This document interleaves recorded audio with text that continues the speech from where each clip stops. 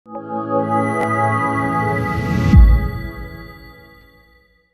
इस सत्ता में हमारे साथ थे 17 महीना और 21 महीना तो 8,573 हत्या हुई थी।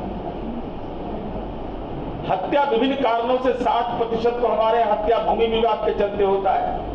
भाई भाई में विवाद हो गया, गांव में विवाद हो गया, संगठित अपराध करने का तो किसी को औकात नहीं है। तो उस समय आपका कोई ट्वीट नहीं आया था, उस समय एक्स नहीं था, ट्वीट था। उस समय तो कहा जाता था कानून का राज। अरे उस समय भी अपराध होता था तो उसके खिलाफ कार्रवाई करते थे, आज भी अपराध होता है तो उसके खिलाफ हम कार्रवाई करते हैं। और साथ ही साथ अब तो क्रिमिनल मेजर एक्ट्स हो गया है। तो नया जब हम लोगों को जवाब दीजिएगा तो क्रिमिनल मेजर एक्ट्स को जरूर पढ़ लीजिएगा। सीआरपीसी आईपीसी बोलिएगा तो गड़बड़ा जाएगा।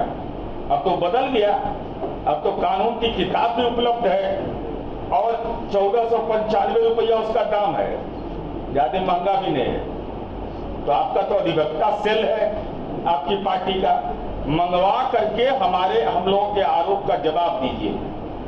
दूसरा, हम यह कहना चाहते हैं आपसे कि जो अभी बताया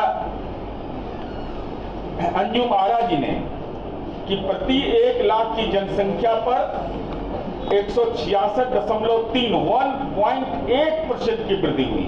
और क्या कहा जाता है बिहार में कि 2013 के बाद से बिहार में स्थिति गड़बड़ हो गई।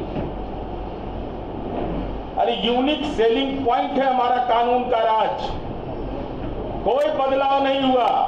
1.8% की वृद्धि हुई तब जब शराबबंदी लागू है, शराब के मामले भी दर्ज हो रहे हैं और राष्ट्रीय स्तर पर अपराध का दर है 258.1 और बिहार का है 168.1।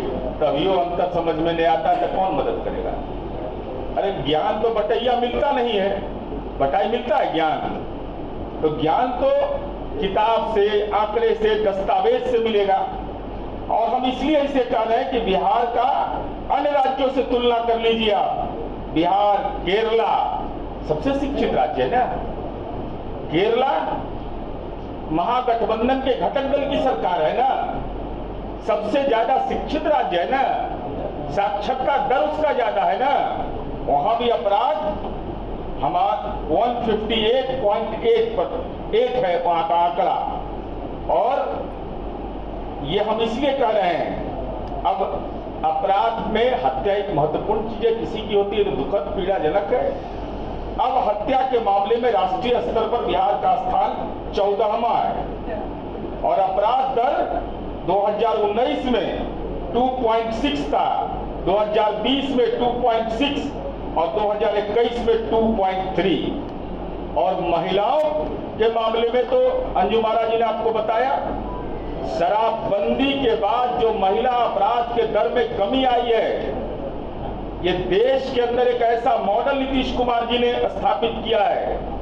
और हमारा ये सीधा कहना है कि जननायक कर्पूरी ठाकुर जो वंचितों के नेता थे, दलितों के नेता थे, अति पिछड़ा के नेता थे, समाज के कमजोर तबके की आवाज थे, उनका सपना था इस बिहार के अंदर में शराबबंदी लागू हो और नीतीश कुमार जी ने उस सपने को साकार कर दिया और उसका लाभ मिल रहा है समाज के 50% महिलाओं को, 50%।